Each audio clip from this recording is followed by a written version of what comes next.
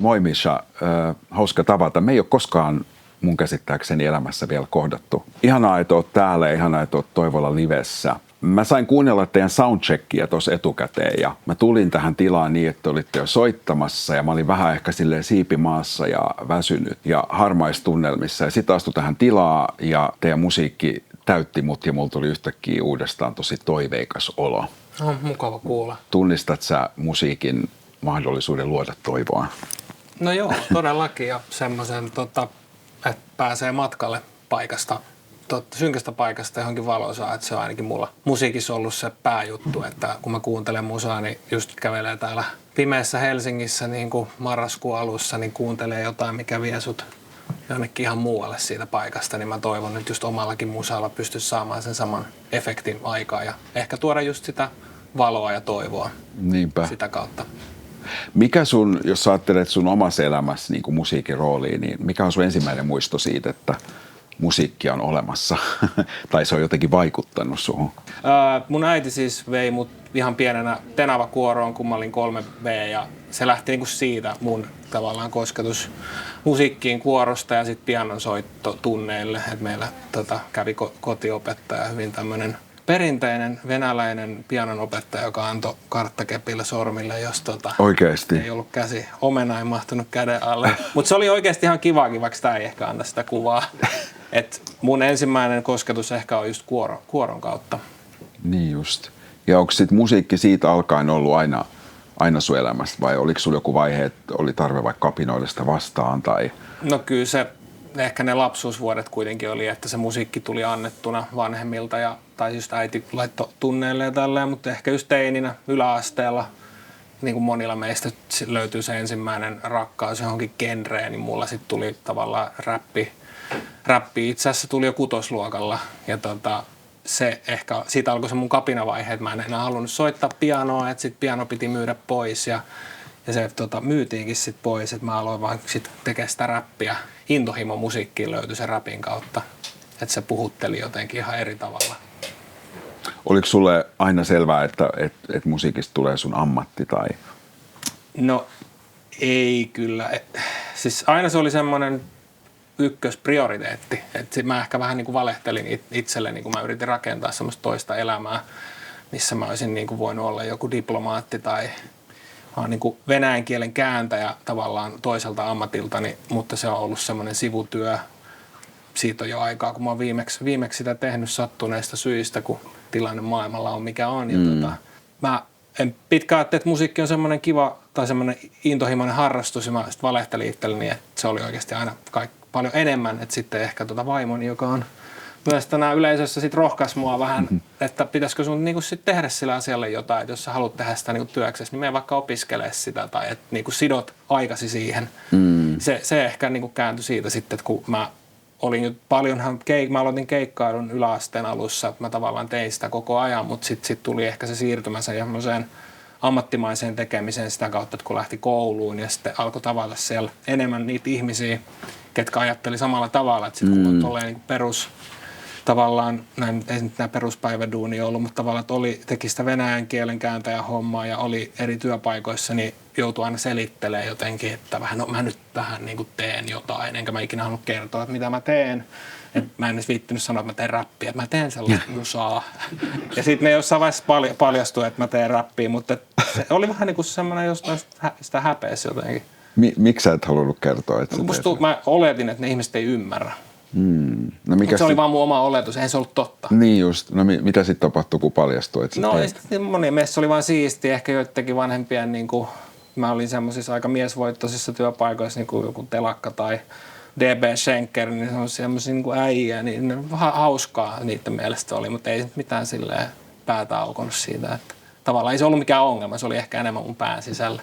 Mutta sitten tavallaan kun lähti sinne kouluun, niin alkoi löytää niitä enemmän. Ja toki omat artistikollegat, ketä tänäänkin on täällä joitain paikalla, niin tavallaan sitten se loi semmoista, että hei, kyllä mä tätä voisin ihan työksenikin tehdä ja se on ihan mahdollista.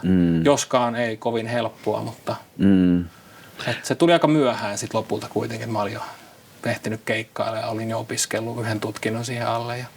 Mitä sulle, sä viittasit tuossa muihin artisteihin, niin mitä sulle merkitsee se niin kuin artistiyhteisö? Tavallaan ihmiset, jotka tekee samaa asiaa ja kuinka paljon se tavallaan jaatteko te tai pystyttekö te olemaan jotenkin toisillenne tukena tai rohkaisijana? Koska siinä on varmaan kuitenkin paljon semmoisia asioita, mitä me, jotka ei ole artisteja, niin ei aina voida ymmärtää. Mutta onhan se tosi tärkeää, että se on semmoista niin vertaistukea, kun tämä ala on tosi silleen erikoinen. Tässä on tosi epävarmaa niin saada edes vuokrat maksettua sillä, mitä tekee. Sitten on kaikki, jos tulee vaikka joku tommoinen pieni pandemia tuohon väliin, että miten se voi vaikuttaa sitten. Kyllä se yhteisöltä saa tavallaan sitä ymmärrystä ja sitä vertaistukea siihen, että mä en ole niin kuin yksin, että on täällä muitakin tällaisia hulluja liikenteessä, jotka on lähtenyt tähän hommaan. Että on se tärkeää ja mulle se on myös kansainvälinen yhteisö, että mä teen paljon kansainvälisiä yhteistyötä, niin se käsittää myös tavallaan tuolla netissä ihmiset ja paljon jutellaan myös Discordissa tai jossain Instagramissa tai WhatsAppissa eri maissa niin kuin asuvia artistien kanssa. Niin sä teet paljon, no niin kuin sä sanoit, kansainvälisessä yhteisössä musaa ja kansainvälisten artistien kanssa, niin miten se polku tavalla lähti liikkeelle tai minkälaista siellä on ollut navigoida? Se lähti aika lailla siitä, että just kun vaimoni rohkaisi lähteä opiskelemaan ja sitten mä pääsin vaihtoon. Jenkeissä oli sitten kun musakollege ja Minnesotassa ja siellä oli hip-hop-linja. Mä lähdin niinku sen takia, että kun mä halusin mennä vaihtoon ja sitten hip-hop tietenkin kiinnosti ja sitten mä mietin, että tästä voi saada, että jengi saa niinku tutkinnon hip-hopista siellä. Ja se niinku kiinnosti ihan kuriositeettina ja sitten mä ajattelin, että siellä varmaan tapaa lisää niinku samanhenkisiä tyyppejä. Niin se ehkä niinku se jenkki-mentaliteetti kaikessa korniudessaan, se semmoinen niinku motivaatio. Kaikki luennot oli niinku semmoisia motivaatiopuheita. Teillä ei ole niinku mitään plan B:tä. Jos te olette jossain niinku kaupassa duunissa, lopettakaa se heti, että nyt ei pitää niinku lähteä tähän täysillä. Että voitte palata. Niin se oli niinku tavallaan niinku korni, mutta se kyllä niinku puhutteli mua. Koska sitten mä oon niin totta, että, silleen, että ainahan siihen voi niinku palata sitten siihen johonkin, jos tämä ei toimikaan. Niin.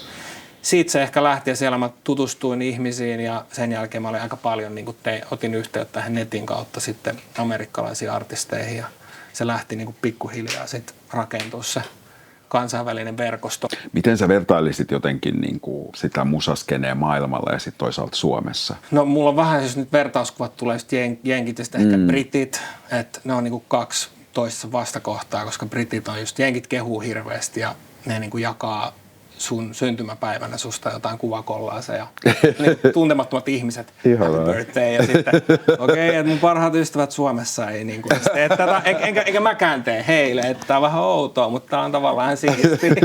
Mä tavallaan tykkään kummastakin maailmasta. No onko sieltä jotain vaikka siitä jenkkimaailmasta jotain, mitä sä haluaisit tuoda Suomeen tai nähdä vaikka meille? No just toi kannustus, että tiedätkö, täällä ei esimerkiksi semmoista introkulttuuria hirveästi, että sanotaan, että me mennään jonnekin yöelämään ja sitten siellä on jotain muita muusikoita, niin että joku sun kollega tai ystävä silleen, joka tekee musaa, esittelisi sut, että hei, tässä on tyyppi tosi lahjakas ja että teidän pitäisi niinku linkata. Niin sellaista ei niinku täällä ole hirveästi.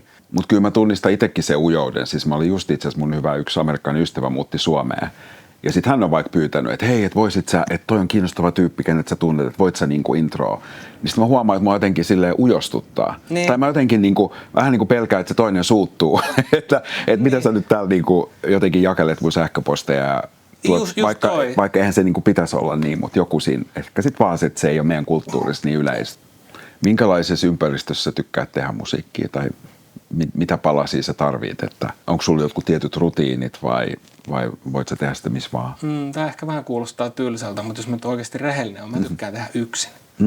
Yksin niin kuin studiossa ja mennä semmoiseen omaan zoniin, koska nyt vielä kun on itsekin elää ruuhkavuosia, niin ei sitä niin kuin kotona pysty keskittyä mihinkään niin kuin lapsen läsnä ollessa ja sitten kun pääsee siihen omaan tilaan, niin se on niin kuin, siinä kaikki tavallaan ulkopuolinen häly sulkeutuu.